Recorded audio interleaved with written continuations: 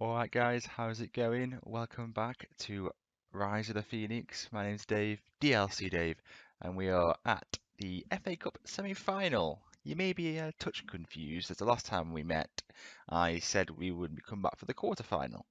I decided as it was against Doncaster, they were in the league below us, it probably wouldn't be that interesting, and I was proved pretty right. So we played a number of games since you were last with us, and I'll quickly run through them now. So the last episode was the unbelievable 2-1 victory against Tottenham. Absolutely incredible. If you haven't seen it, I've obviously just ruined it for you, but go watch it. It was worth it. My reaction when that second goal went in was absolutely ridiculous, and I can only apologise, but I hope you guys understand. We followed that up with actually a 1-0 home defeat against Bolton. We had a lot of players exhausted. It was only 3 days later that we played this game, and players were just tired. I think it was a bit of a maybe some celebrations boiled over, and we lost the game unfortunately. We then drew with MK Dons. Then we bounced back with the 4 wins and on the bounce. Emmanuel Answer getting amongst the goals along with Jay Weaver, Nathan Smith, Chris Hinton, etc. 1-0 home defeat to Gillingham. That was a poor one. We didn't create enough. And again, I did rest a few players. We also we then beat Doncaster 5-1, a very comfortable win. Unfortunately, Answer has been missing for these past few games, as you may have noticed him disappearing off the scoring lists. I think he's been out for all the games, but he is back today, and we do play Manchester United in the FA Cup semi-final. Now, you've also missed Regen Day. Now, it's not been as amazing as other Regen Days we've had, but there are still some notable players. James Williamson is probably the best of the bunch. He's a midfielder that can also play like he can play all the way up the middle really, and I quite like the look of him. He looks like he's got a bit of potential. Um, some decent standout technical areas. Mentally, he's okay. Physically, he probably just need to improve a little, but he's only 16. He's only just 16 as well, birthday in March, so plenty of time for him to develop. Just needs to work on some of the areas like passing just to get improved. First, is really good for this age. Vision needs to improve, and then physically he does need to get better. But I have been giving him some game time, just where I can. I think he'll start on the bench today, or maybe even not that. Another one we've had, basically these are the best two that I promoted into the first team. Darren Kelly is a left back, and looks like he could be a good one. I I do like the look of him. Um, he looks okay to be honest. Physically, he looks pretty good. He's fairly quick. His stamina, his work rate, teamwork, positioning is okay. All things you want from a fullback. He just needs to improve on his technicals. They will improve. He's a bit older than Williamson, but still, my coaches rate him highly. Potentially, they see him being better than Espinosa is now. So yeah, I think that is a fairly successful regen day. Other than that, there was Richard Guthrie. Um, Again, looks a decent player. Looks a good right back. Um, Maybe in a year or two he may come into the team, but Hutchins has obviously got that place nailed down, and Matthew Green is behind him in that. Yeah, he's a decent enough player. And the other player of note was Anthony Livermore. Yes, he was this one. I was making sure he was this regen day. Yeah, he looks reasonable-ish. There's another left back, but it's not as good as Darren Kelly.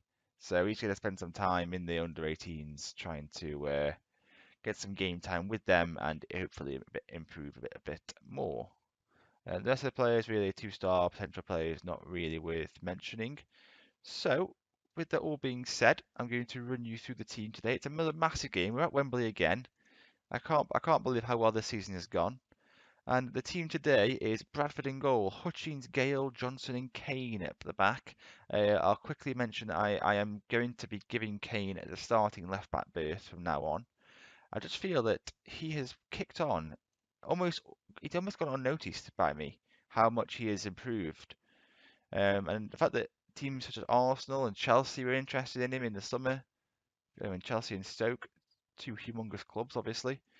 And but they're interested. It makes me think this kid has got something about him, and he does. He has improved an awful lot. And if you compare him to Espinosa, who has been the starting left back for many, many years, his development has stalled somewhat. I think he might even be the oldest player in the squad at 23.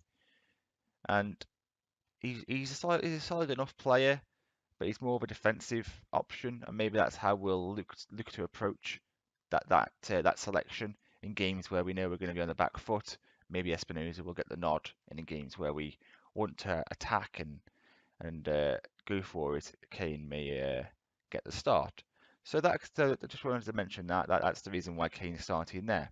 So in front of that defence, we have Jazzy and Sinton, our regular back four, a regular midfield two now, and then Weaver, Beachy, and Smith in behind Emmanuel Ansah. Now, I did mention Ansah has had an injury. This is his first game back since that injury. That's why his match sharpness is a little on the low side. But we can always rely on this man to, well, the clubs that are interested in him. It's going to be a tough one. He just signed a new contract. Well, he signed a professional contract with the club in June, and within that, I believe, I'm not sure we can see what, we can't see what it was. I'm sure I put in a thing about an optional contract extension clause, so we can just add years on basically. So I'm optimistic he will stay, especially for the European campaign next year, which is incredible to say. But anyway, that is the lineup. On the bench, you've got Espinosa, Phillips, Peacock, Robson. Williamson does get on the bench, Wilson and Parsons. So we're going to get into the game now. All right, I left him out because Alan Skinner is also injured and not ready to start. Right then, let's have a look at their team. This is what's always been interesting when we come up against these types of clubs. Okay, so Weaverton in goal. He looks like a backup to me. Marvin Montoya. Okay, this is a similar-ish type squad that they played in the Checkatrade Trophy final, I think it was last year, where they played a lot of fringe players and young, because I mean, possibly meant to say they're a fringe player, but my God, this physically is good, isn't he? Mohamed El Sayed looks a very good player, but again, he's a fringe player. Wojciech, I don't know how to say that, Wojciech Galasewski. He is a very good Polish left back. Imagine Angolan though, but he's getting on a bit. Mauro Kovas, an exceptional looking midfielder. Like Gelson Martins, yeah, okay, so he must be a start. No, he's not even a starter. Wow. So Angel Gomez, I'm assuming, yeah, hasn't really kicked on too much, to be honest. I've seen him in the past turn into an absolute world beater. Luke Shaw playing left wing, he can obviously play that role, and he's a fabulous player. And I think we played against him in the Checkatrade Trophy, the Matty Crawford Armstrong up front. So it's definitely a rotated team. I can't, again, I just don't know. I can't see us beating Manchester United. It just seems remarkable that we could even have a chance at that. Enjoy playing without any pressure. Same thing I said for the cup final, and we'll then go individually to these players and tell them I have faith in them. Okay, that worked pretty well. Whew, let's do this, boys. Let's go. We're at Wembley. Here we are again. It feels like we play every other week at the moment. And look at that. It looks glorious. Looks like it's a packed house as well. It's like a semi-final, and we are in our all green kit, shooting from left to right. What can we do today? Right, there's a highlight going on here. Hutchins plays it across to Kane. He keeps the ball. I thought we were going to lose that there. And Smith has it. He beats two men, but Kovas was covering him behind and takes the ball. Although he makes a mistake, and Smith can bear it to Emmanuel Ansah, and that's a top save by Waverton. I thought that was a surefire goal. Ansah caught the ball well, but Waverton appeared from nowhere almost, and they look like they've cleared the corner, and even more than that, for some reason, he is absolutely through on goal, and he's scored. I don't understand. I've got no idea why, from just kicking out from a corner, they're absolutely clean through. Why has that happened? I'm watching this again. I want to see this again. Hang on. Right, so as the corner comes in, we only have one player back right now, but that's not ridiculous. But why is Hutchins running in? Where's he going? That's a bug. And we're 1-0 down. I don't understand what's going on there. Hutchins, for some reason, is charging forward when he's the last man and left Crawford Armstrong just with a free half, basically, to run at the goal. And of course, he's going to put it away. And we do trail. It's a shame because we had a good chance just before that, and it was a cracking save. It's been a pretty even game. Just the one oddity. I've got no idea. I've never seen that before on FM. I probably will never see it again either. And that's the weird. That's the annoying thing. A free kick here though. Jaswell, what a finish, son. Oh, Perry Jaswell might even be my I wouldn't say favorite player, but one of my most underrated players. I feel like it wasn't actually the best free kick, where I think probably should have done better. But he does an absolutely fantastic job playing that more defensive-minded role in the midfield. It breaks up attacks from them and starts attacks for us so well. There he is again, always in the right place at the right time. And we are on the attack again. They clear it though, and Luke Shaw can bring it clear. And Gomez threads to Armstrong. This time can't put it in. That's what we need to be wary of. Their threat on the break is frightening, if I'm being honest. Right then, Hutchins has it. He plays it to Sinton. Weaving. I'm not seeing much of him, and that's probably why. Shaw now beats one man. He finds it to Nangolan into Kovas. Armstrong. Nangolan, Shaw. I'm worried, and good God, that's a good shot. I mean, don't know what we can do about that. He's just blasted it in on the volley from 20 yards. No complaints from me there. A little bit open, but you still don't expect him to do that. I mean, that is top draw. So we trail 2-1. They've had two shots on target as well. It's frustrating because I don't think we deserve to be behind in this game, but we are. They've been a lot more clinical than that Tottenham side were in the cup final. Right. Tottenham's been unlucky, which they have been. I'm gonna go out and say assertively I'm going to demand more from them in the second half, and let's hopefully we can provide it. We just need to stop giving away chances in our own area. It's a good chance. Not a good chance, but a decent shot from Ansah. So you need him to just pick it up a little bit more. Right, we're getting towards 20 minutes to play, and we're obviously trailing the game. I'm going to bring Paul Phillips on for Ben Beachy, the opposite sub that I'd made in the League Cup final. Hopefully it'll have the result. I'm also going to bring on Gavin Robson for Jay Weaver. Not the best game. I'm never going to bring up Ansah. He's just got the potential to do anything at any point. So we'll make those changes, and we'll hopefully, once they do that, I'll also do another team talk telling the lads to push forward because we may as well. I'd rather lose this game 3-1 having a go than 2-1 thinking, well, it's not a bad result. Which it isn't. I mean, a League Cup win and an FA Cup semi-final appearance is fantastic. But I would like to see at least, a couple of chances here and there. They are in possession. Hopefully we can nick it off them. Doesn't look like it's going to be the case, but Bradford makes the save.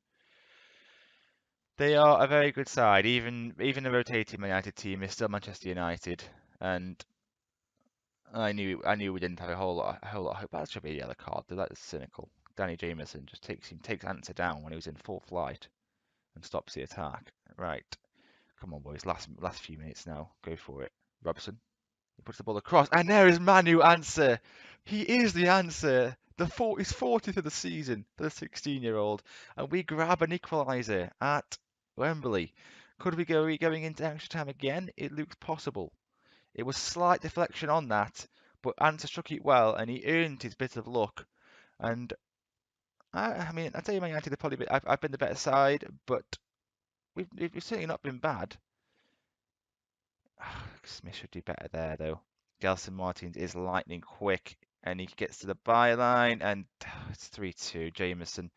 Danny Jameson, the really disappointing goal, that one. We gave the ball away, and Martins just ran and ran and ran and put the ball across. When the ball goes in low, it's always going in the net. That's something I've noticed in this FM. So it's 3-2, and I wouldn't back us to try to get back into it again. We're into the last 15 seconds, and they've got a throw in. I think that's going to be the end of the cup run. The magical run is over. That's going to have to go forward like right now, and it doesn't. There it is. It's full time. Phoenix Sports 2, Manchester United 3. Tony Hibbert's right. I can't fault them. They gave it everything. They tried their level best. Scored 2 goals. Just weren't really good enough at the back. That goal. I don't understand what went on there. Why? It was just free. I've never seen that before in any game in FM, but it's one of those things, I suppose. So we only have 2 games left of the league season, so I'll do those off camera, of course. There's no interest there. The league is looking very, very nice. We've got 101 points. I think we've broken the record for number of goals scored, 112. Remarkable number, really.